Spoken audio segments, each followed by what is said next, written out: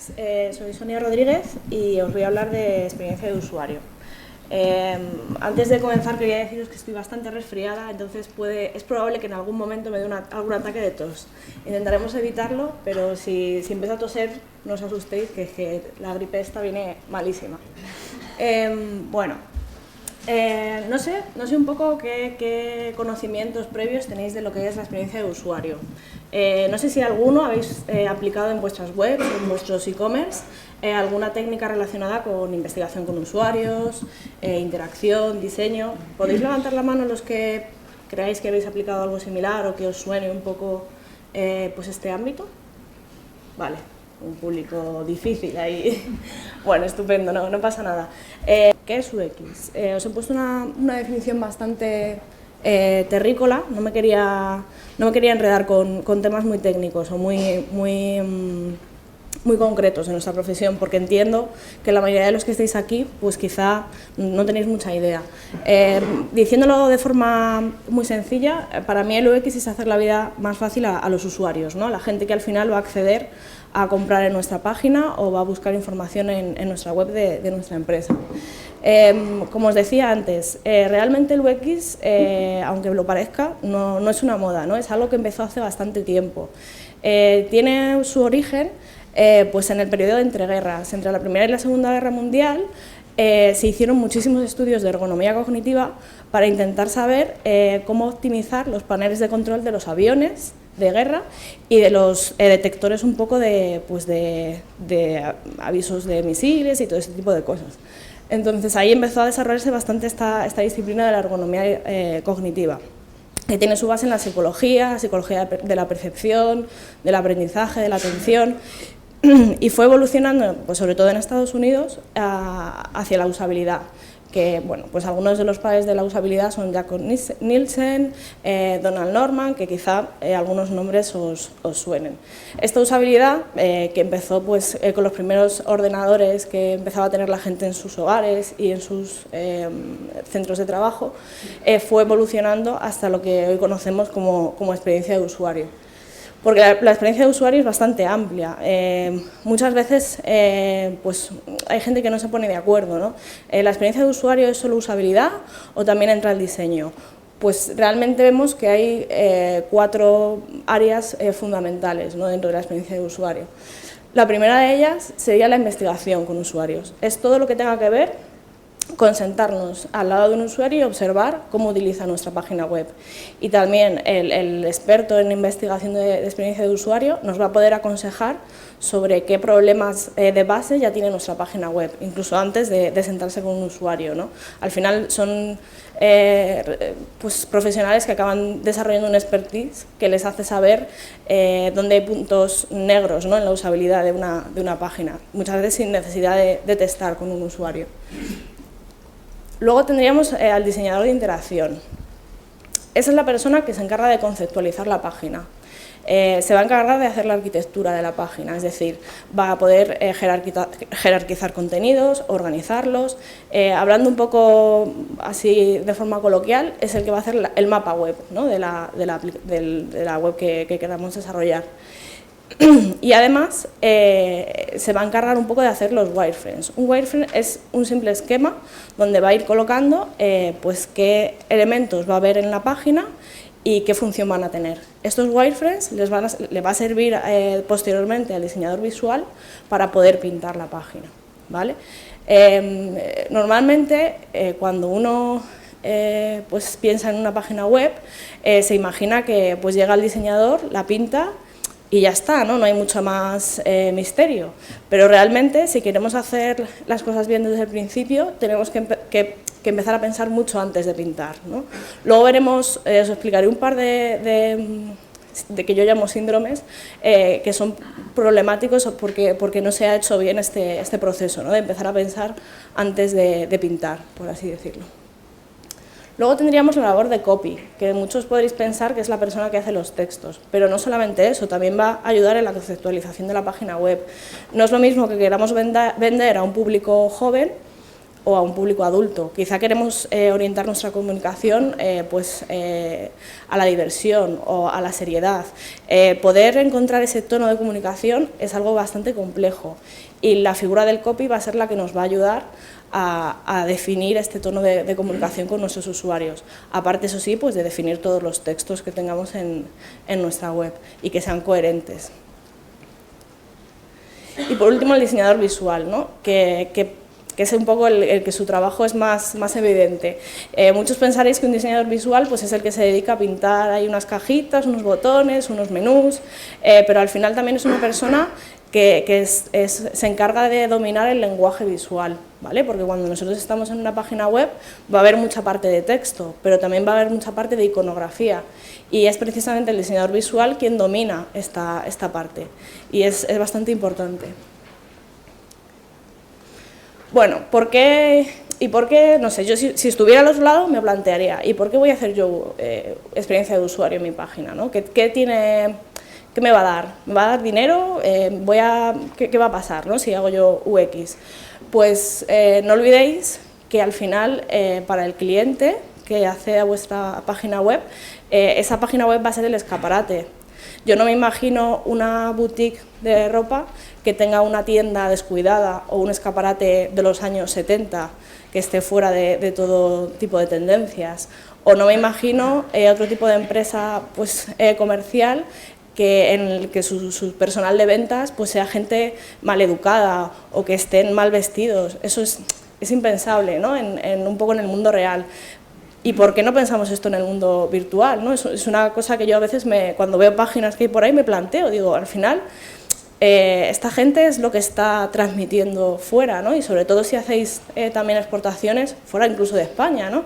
¿Por qué se descuida esto, ¿no? Entonces, me gustaría que hicierais un poco esa reflexión, que al final quizá no tenga un beneficio instantáneo, pero sí bastante directo en vuestro negocio.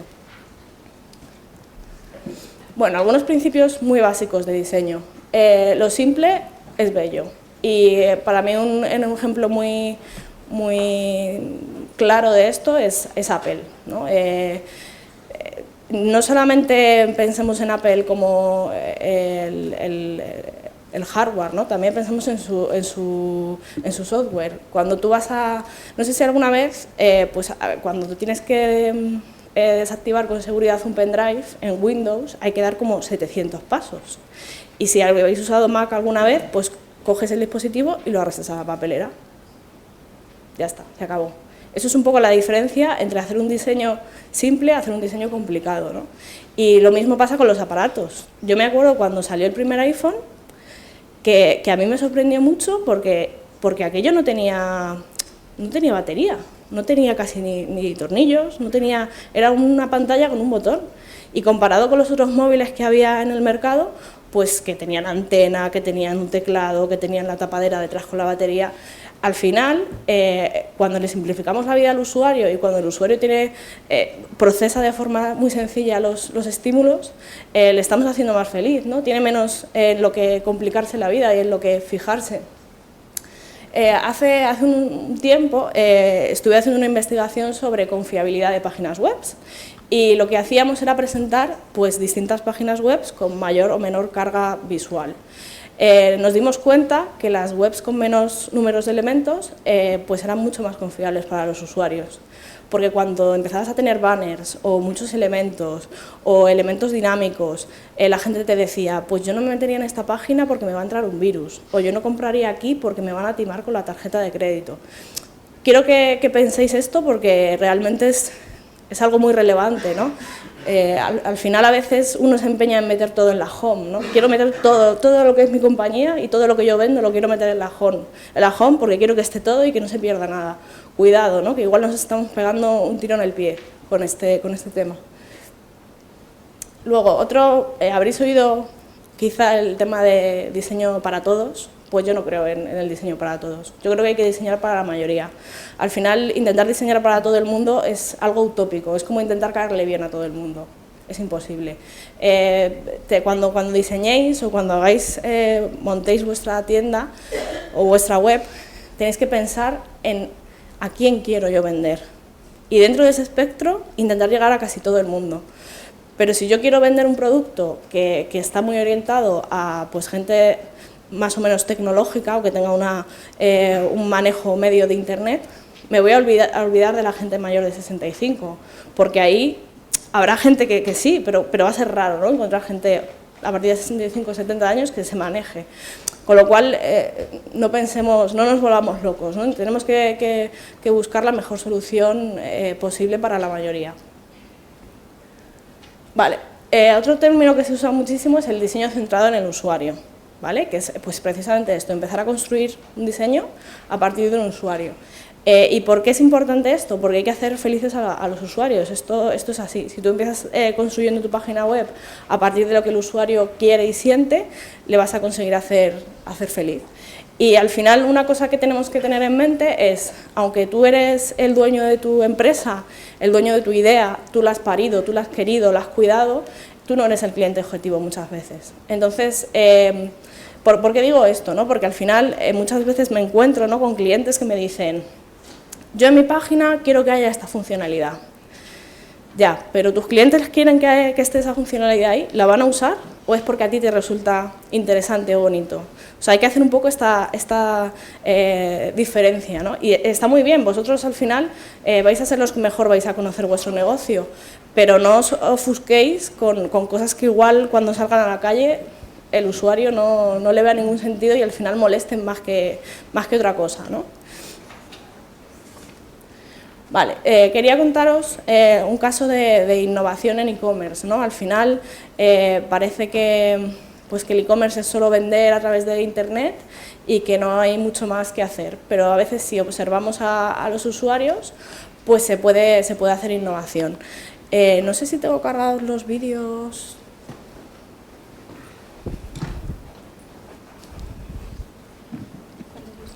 El caso Tesco.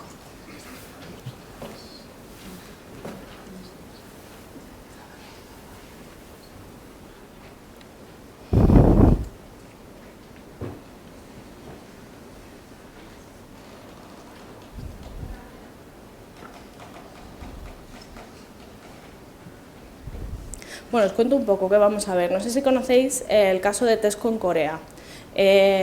Corea es un país donde hay muchísima gente y todo es muy ajetreado, ¿no? Entonces, Tesco quería hacer una estrategia para posicionarse como el primer vendedor de supermercados en Corea contra su competidor, que es Homeplus. Entonces hicieron una estrategia de innovación, estudiaron a sus usuarios y encontraron una solución para desbancar en el mundo online a su competidor, Homeplus. South Korea is a unique market. Tesco has been evolving itself, adjusting to the local market. It even changed the name itself, from Tesco to Home Plus. And at last, it grew to rank number 2 in Korea. But Tesco had to overcome one obstacle: a fewer number of stores compared to the number 1 company, E-Mart. Mission: could we become number 1 without increasing the number of stores? We made an in-depth study into Koreans once more. Koreans are the second most hardworking people in the world. For them, grocery shopping once a week is a dreaded task. So we decided to approach these busy and tired people.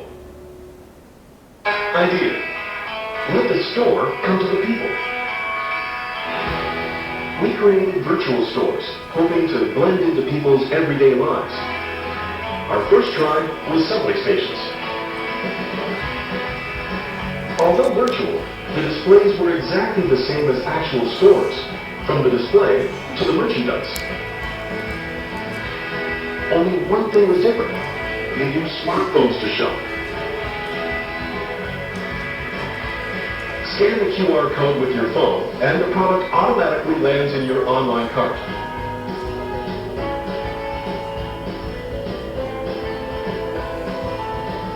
When the online purchase is done, it will be delivered to your door right after you get home. People can relax more after work and on weekends. 실제로 보면서 사니까 진짜 더 좋은 것 같아요. 편하기도 하고. Result: People can shop at Tesco Home Plus wherever they go, without having to visit the actual store. Moreover, we could change their waiting time to shopping time. After this campaign, online sales increased tremendously. Through this campaign, 10,287 consumers visited the online Home Plus mall using smartphones. The number of new registered members rose by 76%, and online sales increased 130%. Currently, Home Plus has become #1 in the online market, and is a very close second offline.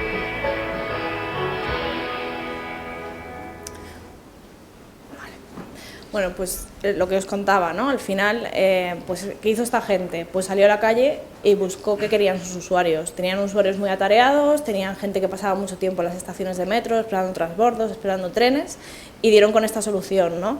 Entonces, quizá a veces hay que abrir un poco la mente, ¿no? Y salir un poco de la caja, de pensar en nuestra idea concreta y ver qué está pasando fuera, ¿no? Y qué está queriendo la gente, es importante.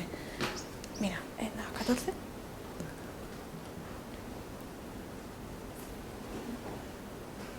Vale, como os comentaba al principio, la usabilidad es solo una pequeña parte de la experiencia de usuario, ¿no? Y os voy a dar unos breves tips de usabilidad que yo creo que os pueden ayudar. Vuestra página tiene que ser amigable, ¿vale? No sé, la gente se tiene que sentir cómoda, se tiene que sentir... Pues es la analogía que se hacía al principio, ¿no? Al final, si tienes una persona que está de cara al cliente, esa persona tiene que ser amable, pues tu página igual, tiene que ser amigable. Tienes que dar un feedback suficiente al usuario, desde un relojito cuando una página se esté cargando hasta algún tipo de feedback cuando tienes que rellenar un formulario. Pues este campo, no nos quedemos con este campo se ha rellenado erróneamente, dale feedback al usuario, enséñale, pues es que tenías que haber puesto en este formato o tenías que haber utilizado esta letra, ese tipo de detalles, ¿no? Seamos consistentes. Si un tipo de elemento, un tipo de botón con un color determinado se ha estado utilizando a lo largo de todo el proceso de una determinada manera, no lo cambiemos al final porque le vamos a volver loco. Lo mismo, usemos estándares. Si cuando tú, al final, bueno, dentro de un rato os voy a enseñar un ejemplo claro de alguien que no ha seguido los estándares, ¿no? Si tienes un menú en la parte superior, esperas que ese menú se despliegue y te lleve a navegar por esa página. No esperas que haga otra cosa, ¿no? Al final, la gente se ha acostumbrado a utilizar las páginas de una determinada manera. Se puede innovar, pero siempre guardando un poco los básicos, ¿no? Intentemos prevenir errores. Si tenemos un formulario en el que hay un campo que es dificilillo de rellenar, pues antes de que el usuario se equivoque y se frustre, pongámosle una ayuda, ¿no? Pongámosle algún tipo de soporte. Que sea fácil de aprender, ¿no? Que realmente puedas llegar a tu objetivo pues con un par de clics y que no tengas que estar pensando cada vez que entras a una web esto cómo se hacía, ¿no? ¿Cómo compraba yo en esta web o cómo eliminaba un elemento del carrito, ¿no? Este tipo de detalles. Al final, pues ser un poco flexibles y sobre todo eficaces, ¿no? Si el 90% de tus usuarios entra en tu página para comprar, pues en la home prioriza esa función. No te pongas a poner un widget del tiempo y del horóscopo, porque al final eso te va a ensuciar y va a hacer que no sea eficaz, ¿no? Tenéis que ir al grano. La simplicidad que comentábamos antes y ayuda. Yo sobre todo, cuando dices ayuda, la gente piensa en las preguntas frecuentes. Al final esto no lo ve nadie. O sea, tenéis que dar ayuda contextual. Al final, ayuda y prevención de errores están muy relacionados. Intentar que el usuario no tenga que buscar ayuda para buscar la ayuda, ¿no? Que es lo que pasa muchas veces. Entonces, intentemos darles las herramientas en el momento en el que las vayan a necesitar. Y bueno, pues ahí se repite, ¿no? El uso de estándares. Es algo que, bueno, que si ha funcionado y si se hace así, además la gente, con el paso de los años, cada vez tiene más interiorizados estos estándares, ¿no? Entonces no nos compliquemos la vida. Quiero insistir muchísimo en esto de la usabilidad porque aparte de pues, la evidencia, ¿no? De que una página más fácil de usar, la va a usar más gente y todo esto, en nuestros nativos digitales, en la gente más jovencita, me sorprende mucho ver cómo tienen interiorizados estos principios. Y hace años la gente, hacías un test de usuario y la gente te decía, bueno, pues esto es complicado de usar, pero ahora te dicen, esto es intuitivo, esto es usable. O sea, ya este tipo de términos se están haciendo parte del, pues del calado tecnológico, ¿no?, de la gente de la calle. Entonces, cuidado con las generaciones que vienen, que son muy exigentes, ¿no? Los chavales de esos 18, 20, 22 años, pues quieren webs eficaces, que funcionan al momento y no se van a dejar liar, ¿no? Incluso hace poco hacía unos test de usuario y me decían, pues yo ante dos webs que tengan un precio más o menos, no de venta online, que tengan un precio más o menos parecido, me quedo con la que funcione mejor, porque la otra, la que funciona mal o la que es poco usable, es casposa, ¿no? Te decían los adolescentes. Entonces, cuidado. Vale, un ejemplo de cómo no se debe hacer la usabilidad. No sé si habéis usado alguna vez la página de la cita previa del médico de Madrid. Es demencial. Creo que tengo conexión a internet. ¿Puedo? ¿Sí? Vale. Bueno. A ver si se nos carga. Vale. Bueno, esto es cuando entramos vemos esto, ¿no? Yo me pregunto, un usuario que se mete en esta página o bien quiere concertar una cita, modificarla, consultarla o anularla. Lo fundamental, podrá querer hacer otras cosas, pero eso es lo básico. ¿Por qué aquí no me dan ya acceso a eso? Porque no está ya, no sé si, bueno, lo veréis después, hay un pequeño formulario donde tienes que meter tu dato de tarjeta y tal, porque eso no está ya aquí en la home. Bueno, entonces yo me meto, imaginaos que es mi primera vez en esta página y digo, bueno, pues yo quiero hacer una cita en primaria, pues me voy a ir al menú, ¿no? Porque yo imagino que dando al menú, pues iré a algún sitio. Esto es lo que pasa. Me pone un chorrazo de información, pero no pasa nada. Esto es a lo que me refería con los estándares. La gente ve un menú y lo quiere usar para algo, no para que le despliegues una capa con una información. Esto es absurdo. ¿Dónde creeríais que, los que no lo hayáis usado, no me hagáis trampas, ¿dónde iríais para poder pedir cita al médico? ¿Se os ocurre? Vale, ¿y dónde pincharías? ¿Aquí? Vale, lo has acertado, pero todavía no llegamos. O sea, hemos adelantado un paso, pero todavía me vuelve a contar aquí una historia y me dice que tengo que darle a acceder. ¿Por qué? O sea, ¿por qué? No sé, no entiendo. ¿Por qué hay 3 pasos? Bueno, y ahora me dice que no. Bueno, en fin, si diéramos a este botón rojito ya nos aparecería pues para meter nuestros datos de tarjeta y podríamos pedir la cita. Esto es totalmente absurdo, ¿no? Entonces, un ejemplo de cómo no se tienen que hacer las cosas, ¿no? Un mal ejemplo de usabilidad. Vale, pues si volvemos a la presentación... A ver. Vale, otro ejemplo que también me gusta bastante es el de la cita previa del DNI. Yo meto en Google cita previa del DNI y esto es lo primero que me sale. Los usuarios no quieren leer, ni quieren que les hagas perder el tiempo. La gente se ha acostumbrado a que abre su smartphone, pincha en una app y se le abre el Twitter o se le abre el correo. Ya está, no queremos complicaciones, no queremos listados enormes con letra enana, no queremos. Entonces, si vamos en detalle a esta página, veis, esto es matador. Esta web está optimizada para una resolución de pantalla de 800 por 600. ¿Quién tiene esa resolución en el 2013? Sin embargo, puede verse en otras resoluciones. Si pulsa la tecla F11 en su navegador, esto es absurdo. Yo no me imagino a mi madre buscando el F11, ¿no?, en el teclado. Esto es volver loca a la gente. En fin, un muy mal ejemplo.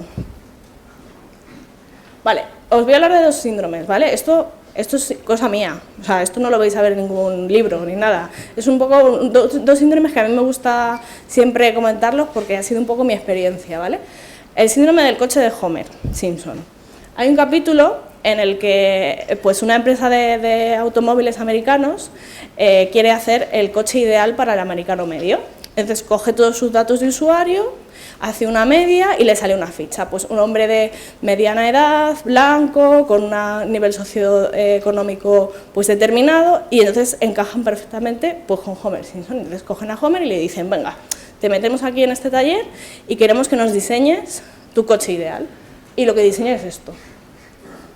que no tiene pinta ni de ser muy funcional, ni de ser muy bonito, parece más una nave espacial, ¿no? Es una cosa bastante absurda, ¿no? Entonces, con esto que os quiero decir, no convirtamos particularidades en generalidades. O sea, muchas veces cuando estamos diseñando, a mí me pasa, ¿no? Que te viene alguien y te dice, ya, pero es que a mi cuñado le gusta el color rojo en las páginas web, entonces deberíamos pensar esa opción. No nos volvamos locos, ¿no? ¿Qué nos enseña este síndrome del coche de Homer Simpson? Está muy bien ponerse en el zapato de los usuarios, pero tenemos que tener una muestra pues representativa y suficiente, ¿no? Al final, bueno, dependiendo de si estamos aplicando una técnica cualitativa o cuantitativa, tendremos un mayor o menor número de usuarios, pero siempre tenemos que guardar un mínimo, ¿no? No podemos quedarnos con la muestra igual a 1, porque eso nos va a llevar a errores. Y también otra cosa muy interesante es cuando testamos con usuarios, no nos podemos quedar con lo que nos dicen directamente, ¿no? Porque muchas veces un usuario te va a decir, pues yo quiero que esta función sea un botón gigante en medio de la pantalla. ¿Qué te está diciendo? No quiere eso, quiere que esa funcionalidad se resalte o se le ayude a llegar a ella, ¿no? Entonces, andémonos con ojo, ¿no? Otro síndrome que me encanta es el síndrome de Frankenstein, ¿vale? Esto sucede, pues muchas veces nos pasa, ¿no? Empezamos a hacer una página web y cuando ya pues ha pasado todo el proceso de conceptualización, de interacción, hemos hecho los wireframes, la hemos pintado, ya tenemos todo encajado, todo bonito, pues es que quiero meter un blog.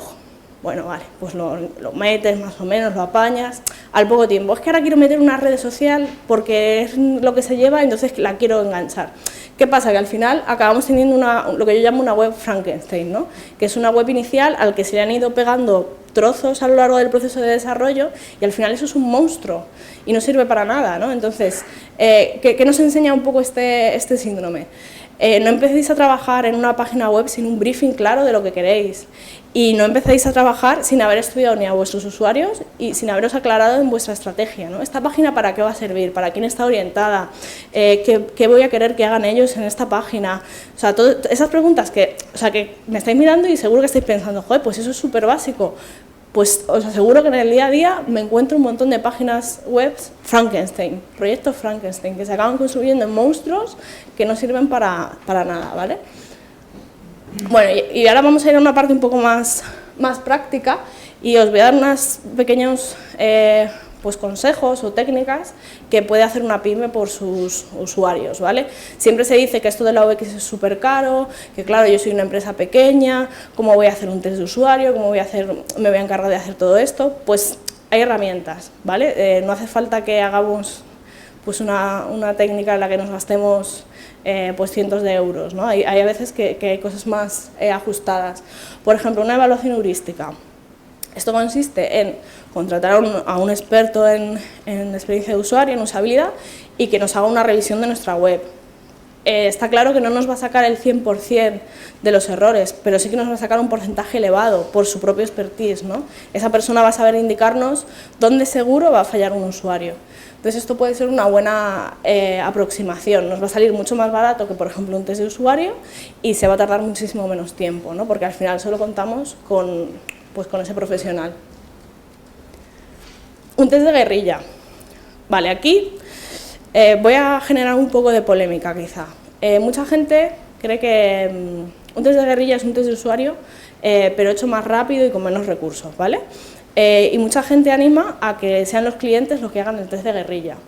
Yo tengo mis reservas, porque siempre que hago test de usuario o hago cualquier cosa con usuarios, invito a mis clientes y me encanta que estén ahí y siempre les dejo estar en la sala de observación, quiero que interactúen, que me pregunten, pero casi nunca les dejo entrar en la sala donde está el usuario, porque yo entiendo que el cliente ama a su producto y ve súper claro que su página web funciona de una determinada manera. Entonces, es muy probable que sin querer, cuando estemos en ese test de usuario, pues el usuario diga, pues es que no encuentro esta funcionalidad, y al cliente se le escape, pero no ves que está ahí, pero pincha ahí en ese menú que está ahí. Entonces, que no lo hace con mala fe, pero al final es inevitable, ¿no? Y eso invalida un test de usuario, porque por una parte no vas a poder llegar al modelo mental de ese usuario, porque ese usuario no estaba encontrando esa funcionalidad, porque no la estaba viendo, porque no la estaba comprendiendo bien. al final te lo cargas, ¿no? Y por otra parte ya le dejas pues un poco intimidado, ¿no? Durante la prueba ya se queda totalmente contaminado, ¿no? Entonces, cuidado, ¿no? Os animo a testar, pero tener siempre esto en cuenta. Luego otro tema es, hablábamos antes de las muestras, ¿no? Y de no quedarnos con la particularidad. Cuando testamos una página web, son suficientes pues entre 5 y 6 usuarios de un perfil para validar esa página web, ¿vale? Se ha demostrado, estudios de Jakob Nielsen demuestran que a partir de pues, 6 usuarios ya estamos cerca del 90%, ¿no? De detección de errores. Os lo digo como dato por si algún día os animáis, ¿no? A hacer un test de guerrilla. ¿Qué otro tipo de cosas o truquillos pueden ayudarnos a reducir gastos? Pues hagamos un reclutamiento de usuarios tirando de gente que conozcamos, ¿no? Pues vecinos, primos, parejas, amigos. Pues esa gente se va a pasar media hora a lo mejor probando nuestra página web y no nos va a pedir nada a cambio, ¿no? Todos los gastos de reclutamiento e incentivación de usuarios se van a reducir. Si os animáis a contratar a una persona para que os haga los test, pues igual es mejor que los hagáis en vuestras oficinas, si tenéis, en lugar de ir a contratar a una sala, ¿no? Siempre hay aproximaciones intermedias. Esto es lo que os comentaba. Hay también métricas de satisfacción, ¿vale? Tenemos métricas de satisfacción de usabilidad que están basadas en las ISO, ¿no? En las estándares ISO, y que a veces son un poco infumables. Entonces, mi consejo, si queréis hacer una métrica de satisfacción rápida y fácil de entender, es el Net Promoter Score, ¿vale? No sé si alguna vez lo habéis usado, pero es bastante sencillo. Se hace una única pregunta al usuario y se le dice: ¿usted recomendaría esta página web o este producto a un familiar o amigo? Y se le da una opción, ¿no? de puntuar entre 0 y 10. 0 es nunca y 10 sería siempre. ¿Cómo se interpreta? Esta escala es bastante estricta. Vais a ver que si el usuario contesta de 0 a 6, se le va a denominar que es un detractor de tu marca o de tu producto. Y vosotros diréis: jope, pero es que un 5 ya es un aprobado, ¿no? O sea, estos tíos ponen el listón alto. Y de hecho el 7 y el 8 son usuarios nulos, o sea, solamente cuenta como usuarios promotores los que han puntuado 9 y 10. ¿Por qué? ¿Por qué se hace esto? Porque muchas veces en psicología hay no es un síndrome, ¿no? Exactamente, sería un detalle que es el tema de la deseabilidad social, ¿no? La gente quiere caer bien. Yo he estado pues testando con una persona, o esta persona ha estado usando mi página y a lo mejor, jope, se han portado bien conmigo, me han dado buena atención al cliente, ¿cómo les voy a suspender? Si no me gusta así mucho, así regulín, pues les pongo un 5, un 6, ¿no? Entonces, realmente esta métrica es tan estricta por eso, ¿no? Para evitar la deseabilidad social de los usuarios. Vale, hay algunas alternativas de test de usuario online. Hasta hace nada en España no había prácticamente alternativas y hace poco que salió Uxline. Bueno, os voy a dar un par de nombres de otras empresas y quiero que sepáis que yo no me llevo comisión, ¿vale? Que yo os lo cuento porque a mí me han funcionado y me parece gente seria. Pues esta gente de Uxline lo que hace son test de usuario a través de internet, ¿no? Ellos tienen un software desarrollado que se instalan los usuarios y te puedes hacer un test online, lo que reduce pues gastos de lugar, ¿no? de logística, y solamente quedaría por hacer pues el análisis, ¿no? Y es bastante interesante. Y por último, la opción de ClickTail. ClickTail es una herramienta que lo que hace es traquear información real de usuarios. Funciona de forma similar a Analytics, lleva un código que se instala en el cuerpo, ¿no? de vuestra web. ¿Y qué va a hacer ClickTail? Aparte de darnos información pues, de tráfico y demás, nos va a dar mapas de calor. Un mapa de calor pues es la típica imagen de nuestra web donde hay unas zonas un poco más oscuras o más rojas, y eso está indicando que los usuarios miran más a esas partes, ¿vale?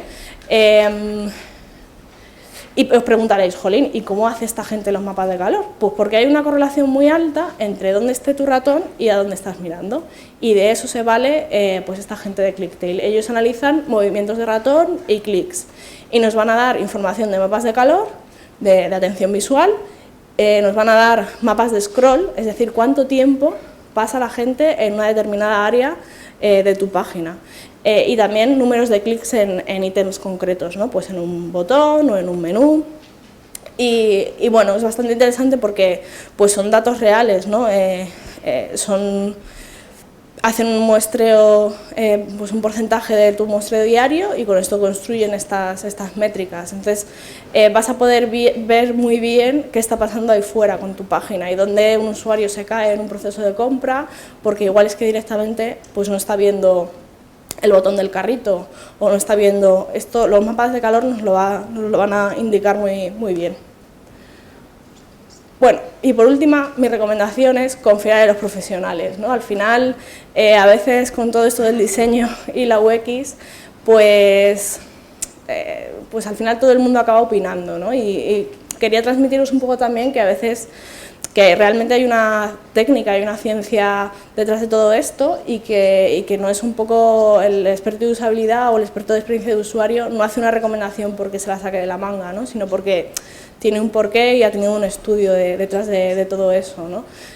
A veces pues pasa, ¿no? Que pues la misma persona que te monta el CMS pues te hace más o menos un apaño y te pone el diseño visual de la página. Cuidado, ¿no? Al final igual sale peor el remedio que la enfermedad. Sí que hay pues algunas plantillas que se pueden construir sobre ellas, pero tengamos cuidado, ¿no? Es lo típico de me he hecho un curso de CEAC de diseño visual y ya soy diseñador visual, ¿no? No, realmente esto lleva bastante trabajo detrás. Pues nada, esto es todo. Luego mi compañero Víctor contará un caso práctico en el